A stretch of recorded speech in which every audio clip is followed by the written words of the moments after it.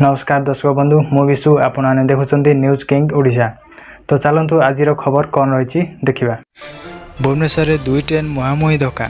Bhubaneswar station निकट में train दुर्घटना घटी। गोटे ट्रैक रे 2टी ट्रेन सामना सामनी होती। मंचेश्वर दिगरु आसुथिबा एक ट्रेन धक्का देइथिबा सूचना मिली। झारपड़ा निकट रेलवे ब्रिज निकट में यह दुर्घटना होती। कोणार्क एक्सप्रेस सह अन्य एक 4टी एसी कोच नहीं आसुथिबा ट्रेन झारपड़ा ब्रिज निकट में धक्का होती। कोणार्क एक्सप्रेस यात्री को छाड़ी मंचेश्वर डिपो आड़ को सफाई पाई जाउथिया बेले सही ट्रैक रे पूर्वर थिबा स्पेयरिंग ट्रेन सह धक्का होती। फल उभय ट्रेन सामने थिबा लॉक भांगी जाइछि। सकाळ 9:06 दुर्घटना होती। तेबे ट्रेन रो कोनोसी यात्री नथिले। उभय ट्रेन रो लोको पायलट मध्ये सुरक्षित अछंती। अघटन संपर्क में खबर पाई रेल विभाग वरिष्ठ अधिकारी एवं कर्मचारी माने घटनास्थल में पहुंची तदंत आरंभ करिसंती। किपरि गोटे ट्रैक रे 2टी ट्रेन आसिला, किछि अघटन घटी कि नहीं, एथिपाई दायी किए से नहीं खलताल करुछि रेलबाई विभाग।